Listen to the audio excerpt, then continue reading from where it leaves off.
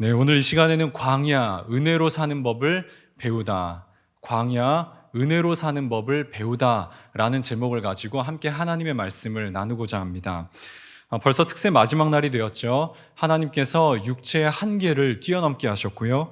또한 하나님께서 이 특세 기간을 통해서 성령 충만하게 하시고 또 승리하게 하신 줄로 믿습니다. 이번 특세에 정말 많은 분들이 참여를 하셨어요. 아까 광고도 했지만은 이 현장에는 한 600명까지 넘은 적도 있었고요. 또 500명 이상 매일 꾸준하게 현장에 이 자리에 참여를 하시고 또 온라인으로도 500명 넘게, 그래서 저희가 도합해서 1000명 이상이 매일매일 꾸준하게 이 특세에 참여를 했습니다. 그리고 또 오미크론으로 인해서 상황이 많이 어려운데 이 사람들이 많이 못 나오면 어떻게 할까 정말 걱정들이 많았거든요. 그런데 우리가 이 특세를 치르면서 또 하나 깨닫게 된 게 있습니다. 하나님 앞에서는 걱정은 기우에 불과하구나. 하나님 앞에서 걱정은 쓸데없는 것이구나 하는 것을 다시 한번 깨닫게 됩니다. 원래 오늘은 담임 목사님께서 말씀을 전해주셔야 되는데 우리 담임 목사님께서도 지금 코로나 상황으로 지금 교회에 나오지 못하고 계시죠. 그래서 제가 대신 하나님의 말씀을 전하게 되었는데요. 왜 제가 이 자리에 서게 되었을까? 아무리 생각해도 이 목사님이랑 이름이 좀 비슷해서 제가 이 자리에 선 것이 아닐까. 우리 목사님들 많이 계신데 그런 생각을 좀 해보게 되었습니다. 부족한 제가 담임 목사님을 대신해서 말씀을 전하지만 성령께서 은혜를 부어주셔서 하나님께서 여러분들에게 필요한 은혜들을 부어주실 줄로 믿습니다. 자, 20, 30대 때는 인생이 올라간다고 생각을 합니다. 그래서 조금만 더 올라가면은 우리는 정상에 올라갈 수 있을 것이다. 그리고 그 정상에 올라가서 많은 것들을 누리게 될 것이라고 기대를 하게 됩니다. 그런데 인생을 조금 더 살아보면은 이제 40대가 넘어가잖아요. 인생은 산을 올라가는 것이 아니라 인생은 그냥 광야길이구나 하는 것들을 깨닫게 되고는 합니다. 목사님들도 사람이죠. 저희도 사람입니다. 저희도 다를 게 없고요. 저희도 20대, 30대 때는 열심히 정상을 향해 올라간다고 생각을 했어요.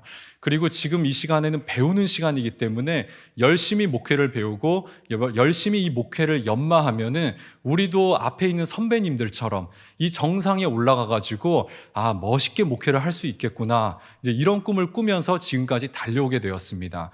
그런데 이제 이 마흔이 넘어가면서 깨닫게 되는 것은 목회 현장은 정상을 향해 올라가는 것이 아니라 목회 현장 자체가 광야구나 하는 것을 깨닫게 되고는 합니다. 저도 어느덧 목사 안수를 받은 지가 9년 차가 되었습니다. 이번에 오신 강사 목사님들을 뵈면서 참 부러운 마음이 많이 들었어요. 나도 언제 저렇게 담임 목사가 되나. 나도 담임 목사님이 되어가지고 이 자리에 딱 서가지고 우리 성도님들에게 그 과거를 추억하면서 함께 인사를 드릴 수 있다면 참 좋겠다. 이제 그런 마음을 가졌거든요. 그런데 목사님들의 말씀을 듣게 되면서 제가 또 한 가지 깨닫게 된 게 있었습니다. 이 부목사 때도 광야지만은 담임 목사가 되면 또 다른 광야가 펼쳐지는구나 하는 것을 다시 한번 깨닫게 되었습니다. 여러분, 광야를 좋아하는 사람은 아무도 없을 거예요. 인생은 누구나 편하게 살고 싶어 합니다. 그런데 성경은 우리가 광야가 유익하다, 광야가 우리에게 도움이 된다라고 말씀한다라는 겁니다. 광야에 머물러야 우리가 새로워질 수 있고 광야에 머물러야 우리가 하나님의 사람으로 거듭날 수 있다라고 말씀하고 있다는 거예요. 오늘 우리가 읽은 이 성경 말씀은 모세의 마지막 설교 중의 일부분입니다. 이스라엘 백성들이 광야 40년 생활을 마감하고 이제 요단강을 건너기 직전입니다. 가나안 땅에 들어가기 직전이에요. 그 이스라엘 백성들을 향해서 모세가 이렇게 바라보면서 당부의 말을 하고 있는 겁니다. 그러면서 이 사람들에게 너희가 왜 40년 동안 광야길을 걸었는가, 그 이유를 설명을 하고 있습니다. 자, 우리 2절의 말씀 같이 한번 읽어보겠습니다. 시작. 내 하나님 여호와께서 이 40년 동안에 내게 광야길을 걷게 하신 것을 기억하라. 이는 너를 낮추시며 너를 시험하사 내 마음이 어떠한지 그 명령을 지키는지 지키지 않는지 알려 하심이라. 아멘. 자, 여기서 낮추시며 라고 하는 단어는 이 세번역 말씀으로 보면은 단련시키다 라는 단어로 바꾸어서 번역이 되어 있는 것을 보게 됩니다. 하나님이 왜 광야길을 걷게 하셨나? 이 사람들을 훈련시키려고, 이 사람들을 더욱더 하나님을 사랑하는 사람으로, 하나님 나라의 온전한 백성으로 만들어 가시려고 하나님께서 이들을 광야로 밀어 넣었다라는 거예요. 자, 우리는 한국이라는 나라에서 평생을 살아왔기 때문에 우리나라에서 사는 이 생활들이 굉장히 익숙합니다. 그런데 외국 사람들이 우리나라에 들어오잖아요. 우리나라의 이 생활 습관들이 이해가 안 되는 것들이 천지예요. 근데 가장 이해가 안 되는 것 중에 하나가 무엇입니까? 이제 이렇게 물어보면은 이 땅바닥에서 자는 게 이해가 안 된다. 이제 그렇게 이제 말을 한다고 합니다. 이 우리나라는 온돌 문화가 있죠. 그러면은 이 추우면 어때요? 또 몸이 좀 피곤하면 어떻습니까?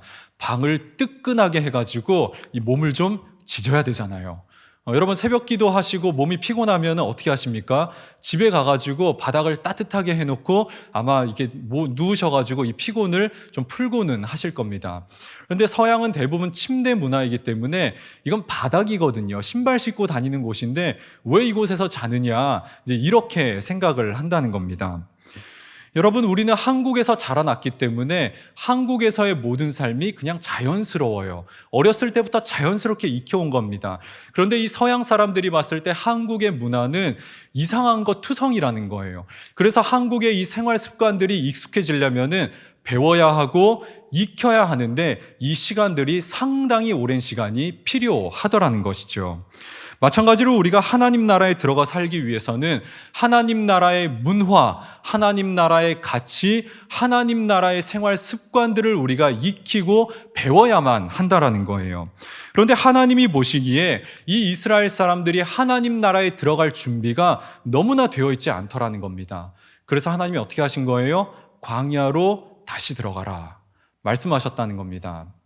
자, 민수기 14장을 보시면은 이스라엘 백성들이 가나안 땅에 들어가기 직전이었습니다. 출애굽하고 2년 만에 이제 가나안 땅 그 문 앞에 목전에 이제 도달을 했어요. 그리고 이 정탐꾼들을 12명을 들여보내죠. 근데 이 사람들이 정탐을 갔다가 와서 한다는 말이 온갖 악평을 다 늘어놓는 거예요. 와, 하나님이 왜 이런 데로 보내셨습니까? 보니까 이 사람들은 기골이 장대해요. 이 사람들은 무기도 좋아요. 그리고 그 사람들에 비하면 우리는 메뚜기에 불과합니다. 우리는 군대도 아니고 우리는 노예로 살아왔고 무기도 없고 우리가 도대체 이 전쟁에서 어떻게 승리할 수 있겠습니까? 모세, 당신은 어떤 전략이 있습니까? 막 따지고 드는 거예요. 여러분 이렇게 이렇게 따지고 들었다라는 것이죠. 여러분 모세라고 딱히 전략이 있었겠어요? 없었겠죠. 모세의 전략은 오직 하나밖에 없었습니다. 하나님의 말씀에 순종하는 것, 하나님을 전심으로 사랑하는 것, 하나님을 신뢰하고 의지하는 것. 여러분 이것이 모세의 유일한 전략이었다는 거예요. 이 가나안 땅은 하나님이 약속하신 땅이었죠. 하나님이 주기로 이미 작정하셨어요. 그러면 이제 어떻게 해야 됩니까? 그냥 믿음으로 나아가가지고 그 땅을 취하기만 하면 되는 겁니다.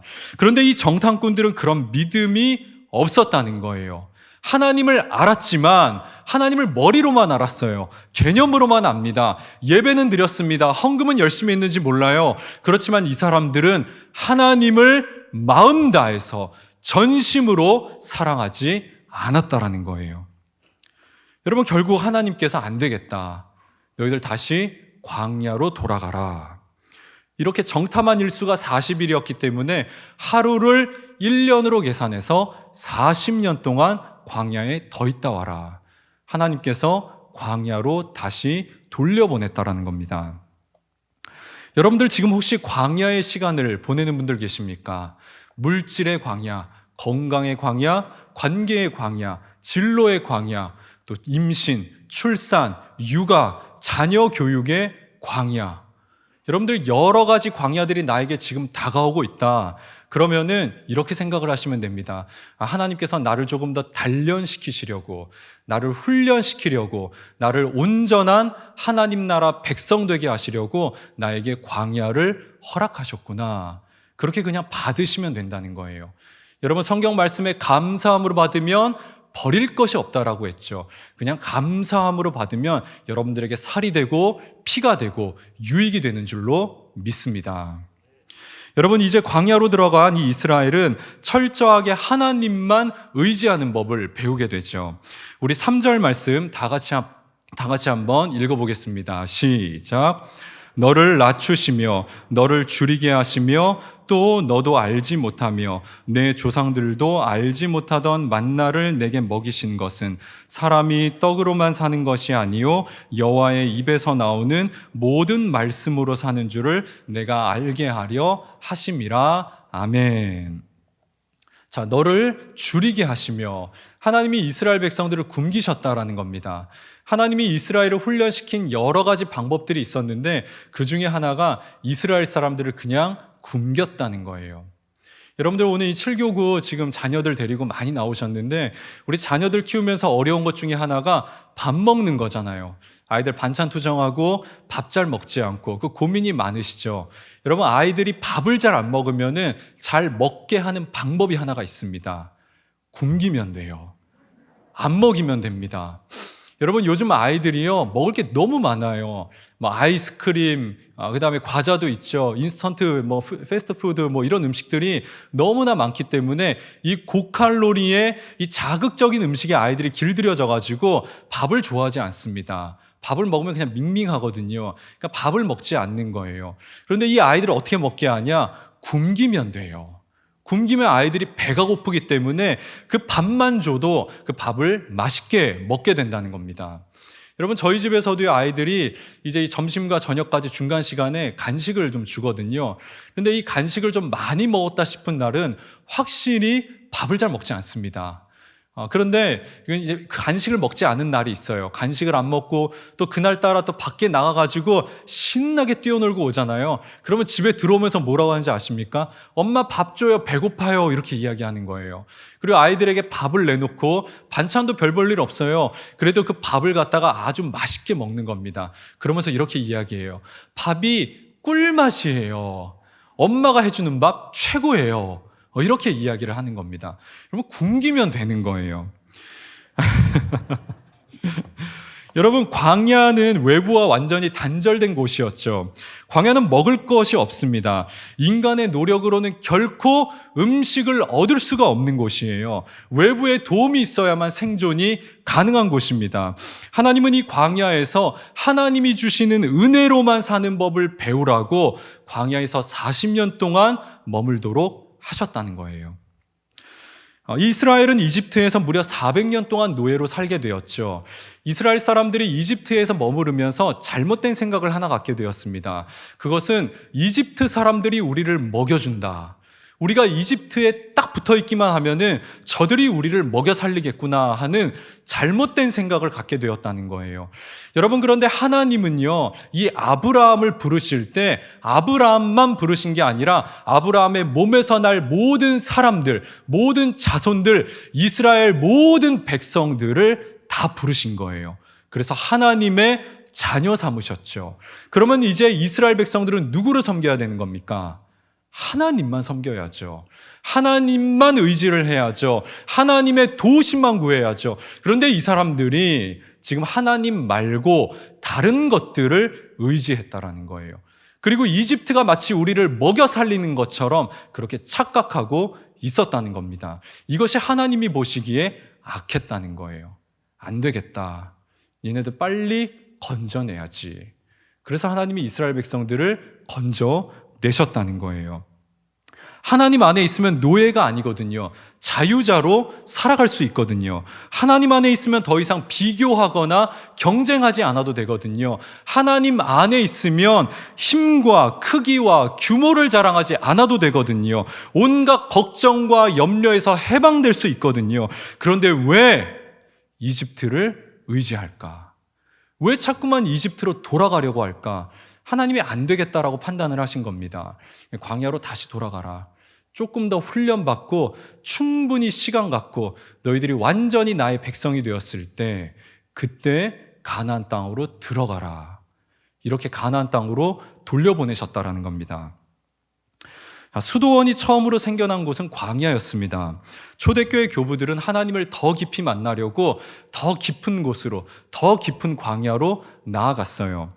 여러분들이 나중에 이제 이스라엘로 성지 순례를 가시게 되면은 와디 켈트라고 하는 곳을 가보게 됩니다. 이 와디 켈트라고 하는 곳은 이스라엘의 그랜드 캐년이라고 불리는 곳이에요. 아주 험한 절벽이 이렇게 많이 있는 곳인데 이곳에 가면은 이 1500년 이상 된 조지아 수도원이라고 하는 곳이 있습니다. 이 주변에 많은 동굴들이 있어요. 이 절벽 안에 동굴들이 있는데 거기에 수도사들이 이제 들어가가지고 일주일 동안 기도하면서 생활을 하는 겁니다. 그러다가 이제 주일이 되면은 다 나와가지고 이 수도원에서 같이 함께 예배를 드리고 이 예배가 끝난 다음엔 다시 주중에는 이 동굴로 다 들어가가지고 기도하면서 일주일을 보내게 돼요. 그런데 그 중에 어떠한 사람들은 이 기도굴에서 나오지 않는 사람이 있다고 합니다. 평생 그곳에서만 사는 거예요.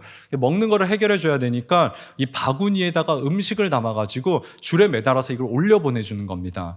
그러면은 이제 이렇게 이제 지내게 되는데 이 음식이 올라가는데 며칠 동안 이 바구니가 비워지지 않는다. 그러면은 사람이 죽었나 보다. 이제 이렇게 생각을 한다고 해요.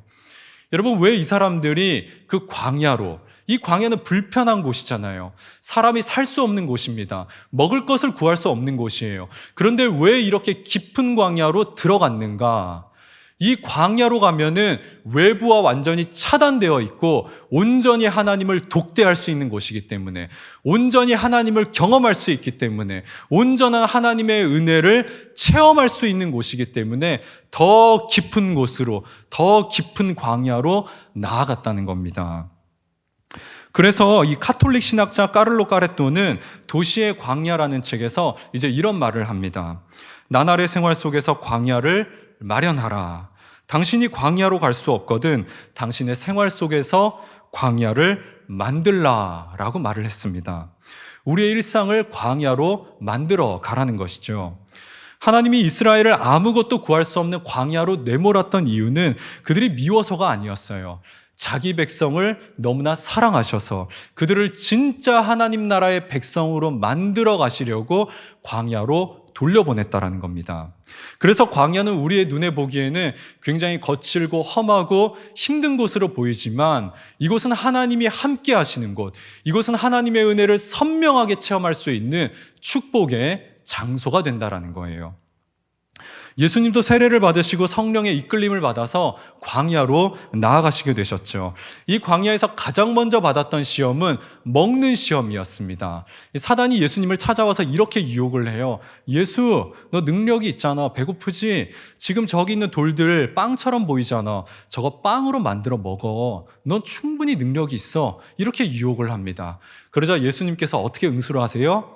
이제 이 말씀으로 응수를 하시는 겁니다. 사람이 떡으로만 사는 것이 아니요 여호와의 입으로부터 나오는 모든 말씀으로 사는 것이라. 이렇게 말씀을 하셨습니다. 사단의 유혹을 말씀으로 물리치신 거예요. 여러분, 인간을 먹이고 입히는 분은 누구입니까? 인간을 창조하신 하나님이 되시죠. 인간은 하나님의 은혜가 있어야만 살 수 있는 존재라는 거예요. 예수님은 이 사실을 온 천하에 공표하셨다는 거예요. 세상은 온통 물질 만능주의에 찌들어 있습니다. 사단은 우리에게 와서 물질이 없으면 죽을 것처럼 우리를 속여요. 돈이 있어야 먹고 살 수 있지. 돈 없으면 어떻게 하려고 그래? 돈 없으면 죽을지도 몰라. 두려움과 공포심을 조장하죠. 돈은 우리가 살아가는 데 있어서 굉장히 중요한 부분을 차지합니다. 돈은 반드시 필요해요. 그렇지만 돈이 하나님이 될 수는 없다는 거예요. 여러분, 이 돈은 필요하지만은 돈이 우리에게 영원한 안식과 평안을 가져다 줄 수는 없다라는 겁니다. 여러분, 그런데 우리는 자꾸만 왜 사단의 속임에 넘어가서 돈이 없으면 죽을지도 모른다는 그 불안감에 매일매일 노예처럼 살아가고 있느냐라는 거예요. 그런 우리들에게 예수님이 찾아오셔가지고 세상은 돈으로 사는 게 아니라 하나님이 부어주시는 매일의 은혜로, 매일 주어지는 하나님의 말씀으로 사는 거야 라고 말씀하셨다라는 겁니다. 여러분, 믿으십니까? 아멘. 믿으십니까? 아멘. 우리는 하나님의 말씀으로 사는 존재들이에요. 여러분, 우리가 이번 한 주간 광야라는 주제로 특세 기간을 이제 가지게 되었습니다. 온라인, 오프라인 다 해서 1000명이 넘는 사람들이 매일매일 이 자리에 함께 실시간으로 참여를 했어요. 이 준비한 간식이 모자랐고요. 준비한 선물도 모자라가지고 지금 새로 구매해야 되는 그러한 상황이 발생하게 되었습니다. 하나님이 넘치는 은혜를 주셨기 때문에 일어나게 된 일들이에요. 얼마나 감사한지 모릅니다. 여러분, 왜 이런 현상들이 생기게 되었을까? 제가 무학교에 4년 차거든요. 제가 특세를 계속해서 했지만은 제가 무학교에 4년 동안 있는 중에 가장 많은 사람들이 참여했어요. 그리고 보통 수요일쯤 되면 많이들 힘드셔가지고 한 1, 2명 정도가 이렇게 쭉 사라지십니다. 그런데 이번에는 인원이 거의 줄지도 않았어요. 계속 매일같이 1000명 이상이 이 자리에 나오는 거예요. 왜 그랬을까? 왜 그랬을까? 하나님의 은혜가 많이 고팠구나. 하나님의 은혜가 굉장히 갈급했구나. 그래서 우리 성도님들이 간절한 마음을 들고 현장에 못 나왔다면은 내가 실시간으로라도 온라인으로라도 참여해야지. 그 마음으로 이 자리에 나오시지 않으셨을까? 그런 생각이 들었습니다. 저도 이 자리에서 함께 예배를 드리면서 너무 감사했던 것은 예배를 너무 드리고 싶었거든요. 근데 예배를 드리지만 이 자리에서 혼자 드리는 게 그 몇 명 안 되는 사람들이 드리는 게 이게 얼마나 힘든 일인지 너무나 절실하게 깨달았습니다. 여러분, 저도 이제 청년부를 맡았잖아요. 청년부를 맡으면서 제가 보니까 모이지 않으니까 은혜가 없어요. 모여야 은혜가 있는데 두세 사람이 모인 곳에 내가 너희와 함께 있겠다라고 했는데 모이지 않으니까 물론 하나님은 1대1로 만나죠. 하지만 은혜가 없는 거예요. 우리 성도님들이 은혜가 너무 고파서 이 자리 가운데 나왔구나. 함께 두 손을 높이 들고 찬양하고 주님 앞에 나아가는데 얼마나 하나님 앞에 감사하고 얼마나 하나님 앞에 기뻤는지 제가 오늘도 이 자리에 아이들이 나와서 찬양하는 모습을 보니까 자꾸만 눈물이 나는 거예요. 울지 말아야겠다. 설교 전인데. 그랬는데 하나님이 은혜를 주시니까 자꾸 눈물이 나요. 여러분, 하나님의 은혜가 고파서 다 이 자리에 나온 줄로 믿습니다. 여러분, 우리는 하나님의 은혜가 없이는 단 하루도 살 수 없는 자들이에요. 우리는 하나님의 은혜가 있어야지만 이 자리에 나와서 살 수 있습니다. 그래서 우리가 이 자리에 나온 줄로 믿습니다.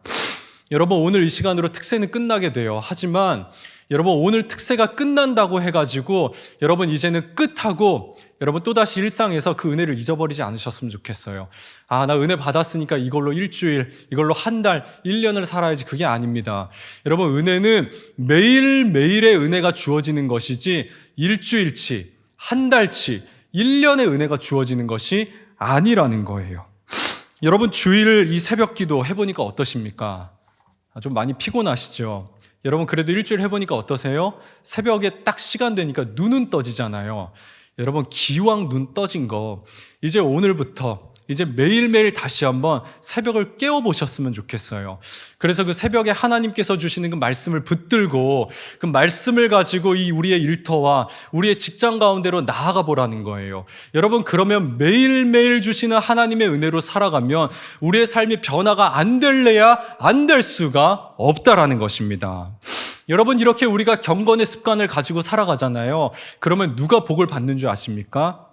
우리의 자녀들이 복을 받게 되는 거예요. 우리를 보면서 하나님은 저렇게 섬기는 거구나. 하나님은 저렇게 사랑해야 되는 거구나. 우리의 아이들이 우리를 보면서 배우게 된다라는 거예요. 어떤 서당에서 한 훈장님이 한자를 가르치고 있었습니다. 바람, 풍자예요. 자, 저를 따라하세요. 바담풍, 바담풍. 다시. 자, 바담풍, 바담풍. 여러분, 왜 이런 겁니까? 이 훈장님이 혀가 짧았어요. 그래서 이 바람을 갖다가 바담 이렇게 이야기를 하는 거예요. 그러니까 아이들이 똑같이 따라하는 거죠. 여러분, 누가 잘못한 거예요? 훈장님이 잘못했죠. 여러분, 교회가 복을 얻으려면 누가 잘해야 됩니까? 우리 다음 세대요? 우리 청년들이요? 아니에요. 우리 어른들이 잘해야 된다는 거예요. 어른들이 본이 돼야 된다는 겁니다. 어른들이 변화가 돼야 된다는 거예요. 그런데 우리가 변화되지 않으면 다음 세대 청년들 중요하다 아무리 외쳐봐야 여러분 바뀌지 않는다는 거예요. 왜요? 우리 다음 세대가, 우리 청년들이 우리를 보면서 똑같이 따라하게 되니까 그냥 하나님은 대충 섬겨도 되는가 보다. 하나님은 우선순위에서 밀어도 되는가 보다. 하나님이랑 다른 걸 선택해야 될 때, 다른 거 먼저 선택해도 되는가 보다. 우리를 보면서 따라하게 될 테니까. 그리고 우리가 잘해야 된다는 거예요. 하나님의 은혜를 구하는 부모 밑에는 하나님의 은혜를 구하는 자녀들이 나오게 되는 줄로 믿습니다. 여러분, 하나님의 은혜를 구하지 않고 내 힘으로, 내 능력으로 잘 살아보겠다라고 하는 그 부모 밑에는 하나님을 무시하는 자녀들이 나올 수밖에 없다라는 거예요. 여러분, 우리 무학교회는 어떤 교회입니까? 우리 무학교회는 하나님의 은혜를 구하는 교회인 줄로 믿습니다. 말씀을 맺습니다. 광야는 결코 빨리 달려갈 수 없는 곳이에요. 광야는 빨리 가는 것에 목적이 있지 않아요. 광야는 버티고 생존하는 것이 중요합니다. 광야에서는 이 중간중간 오아시스가 있어요. 그러면은 그곳에 잠시 멈춰가지고 수통에 물도 채우고 잠시 그늘에서 쉬다 가야 돼요. 그렇지 않고 무조건 빨리만 가려고 하다가는 이 광야에서 죽을 수도 있게 됩니다. 여러분, 이 광야는 인간의 노력과 의지로 살아갈 수 있는 것이 아니고요. 하나님이 주시는 그때그때의 은혜로만 살 수 있는 곳이에요. 여러분, 인생은 광야입니다. 이 인생의 광야길에서 하나님이 주시는 은혜로만, 은혜만을 구하시고 이 하나님 주시는 은혜로만 매일매일 살아가시는 저와 여러분 되시기를 주님의 이름으로 축원합니다. 기도하겠습니다. 하나님 아버지, 감사합니다. 하나님, 오늘 이 새벽에도 우리를 깨워주시고 하나님 말씀으로 우리를 다시 한번 깨우쳐 주시니 감사합니다. 하나님, 우리는 은혜 없이 살 수 없는 자들입니다. 이 인생은 죄악으로 인해 황폐화되었고 광야로 변해버리고 말았습니다. 이 광야와 같은 인생길 하나님의 도움 없이는 살아갈 수 없사오니 하나님, 이 새벽에 나와 간절히 부르짖는 우리 사랑하는 성도들의 기도에 응답하여 주시고 간절히 은혜를 구하며 나아갈 때 매일매일의 은혜를 얻게 되는 놀라운 은혜를 얻게 하여 주시옵소서. 예수 그리스도의 이름으로 기도하옵나이다. 아멘.